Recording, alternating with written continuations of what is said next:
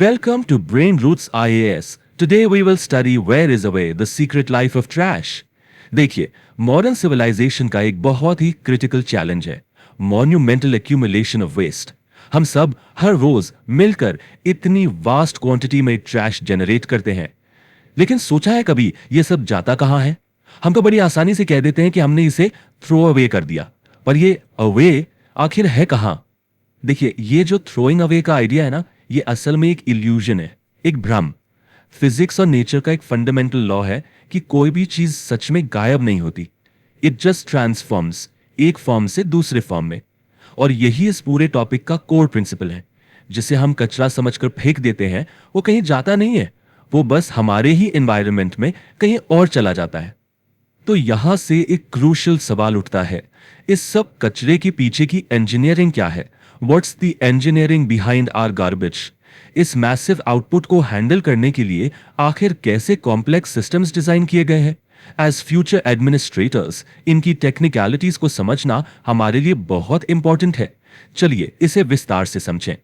Okay, तो शुरुआत करते हैं सबसे कॉमन मेथड से, लैंड बेस्ड डिस्पोजल। इस मेथड का जो एवोल्यूशन है वो अपने आप में एक पूरी जर्नी है। ये सिंपल खुले गड्ढों यानी ओपन पिट से शुरू होकर आज के हाईली इंजीनियर्ड सॉल्यूशंस तक पहुंच चुकी है। आप जरा यहां देखिए, एक तरफ है ओपन डंप।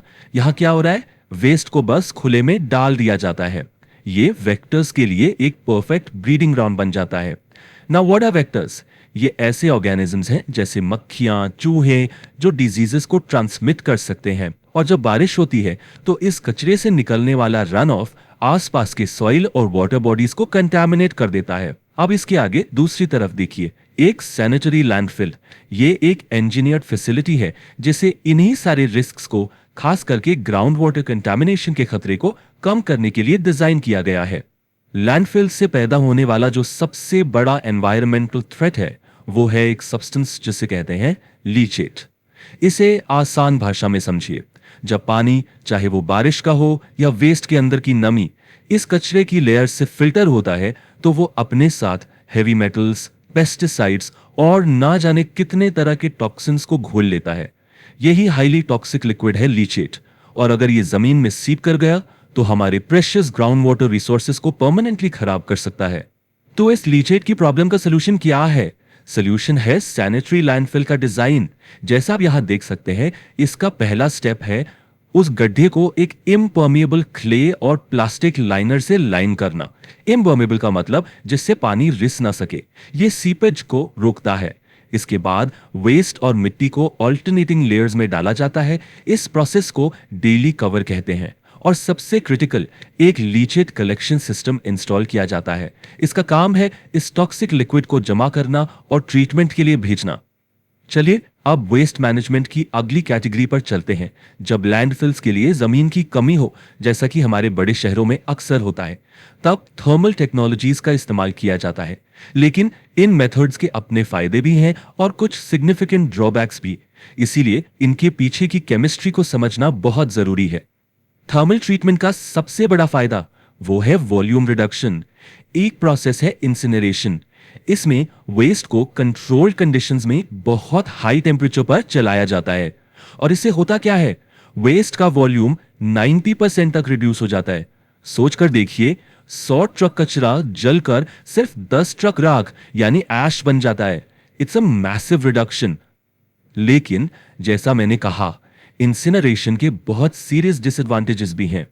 जैसा यहां लिखा है, ये एक टॉक्सिक रेजिड्यू प्रोड्यूस करता है जिसे कहते हैं फ्लाई ऐश, जो कि खुद एक हैजर्डस वेस्ट है। और इससे भी ज्यादा चिंता की बात क्या है कि इनकम्प्लीट कंबस्शन से डायऑक्सिन्स और फ्यूरांस जैसी एक्सट्रीमली हार्मफुल गैसेस एटमॉस्फेयर में रिलीज हो सकती हैं। इन्हें पर्सिस्टेंट ऑर्गेनिक पोल्यूटेंट्स या पीओपीज के रूप में क्लासिफाई किया गया है। पर्सिस्टेंट क्योंकि ये एनवायरनमेंट में सालों तक बने रहते हैं और फूड चेन में बायो अक्यूमुलेट होते हैं। इतने खतरनाक हैं कि इन्हें स्टॉकहोम कन्वेंशन के अंडर रेगुलेट किया जाता है। इन्हीं कारणों से इंसिनरेशन को एक लास्ट रिजॉर्ट माना जाता है। तो क्या कोई बेहतर थर्मल ऑल्टरनेटिव है? हाँ है। एक प्रोसेस है जिसे कहते हैं पायरोलिसिस। ये भी ऑर्गेनिक मटेरियल्स का केमिकल डिकॉम्पोजिशन है, हाई हीट का इस्तेमाल करके। लेकिन इसमें और इंसिनरेशन में एक की फर्क है। Pyrolysis is done in the complete absence of oxygen, oxygen की अनुपस्थिति में। यहाँ वेस्ट को जलाया नहीं जाता, उसे थर्मली क्रैक करके सिंपलर मॉलिक्यूल्स में तोड़ा जाता है और इसके रिजल्ट्स काफी रिमार्केबल हैं। पायरोलिसिस वेस्ट को डिस्ट्रॉय नहीं करता, बल्कि उसे वैल्यूएबल रिसोर्सेज में बदल देता है। इससे सिनगैस बनती है जो एक क्लीन फ्यूल है। इसके अलावा बायो ऑयल, चारकोल, तार और एसिटिक एसिड जैसे यूजफुल बाई प्रोडक्ट्स भी मिलते हैं। ये वेस्ट टू वेल्थ टेक्नोलॉजी का एक प्राइम एग्जाम्पल है। अब हम हाई टेक सोल्यूशन से शिफ्ट करके नेचर बेस्ड सॉल्यूशंस की तरफ आते हैं।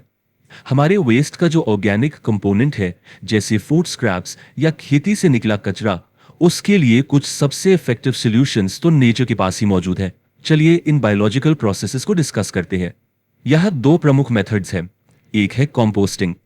इसमें एरोबिक बैक्टीरिया, यानी वो बैक्टीरिया जिन्हें काम करने के लिए ऑक्सीजन की जरूरत होती है, ऑर्गेनिक वेस्ट को डीकंपोज करके ह्यूमस में बदल देते हैं, जो एक रिच डार्क ऑर्गेनिक मटेरियल है। और दूसरा है इसका एक सुपरचार्ज्ड वर्जन, जिसे कहते हैं वर्मिकल्चर। इसमें खास प्रजाति के अर्थवर्म्स यानी कीचुए ऑर्गेनिक वेस्ट को खाते हैं और जो एंड प्रोडक्ट बनाते हैं उसे कहते हैं वर्मी कास्ट। ये जो वर्मी कास्ट है ना, ये इतना ज्यादा न्यूट्रिएंट रिच होता है कि किसान इसे अक्सर ब्लैक गोल्ड यानी काला सोना कहते हैं। ऐसा क्यों? क्योंकि इसमें ऑर्डिनरी कंपोस्ट के मुकाबले नाइट्रेट्स, फॉस्फेट्स और पोटेशियम यानी एनपीके की कॉन्सेंट्रेशन काफी ज्यादा होती है। ये जमीन के लिए एक एक्सेप्शनली वैल्यूएबल सॉइल कंडीशनर है।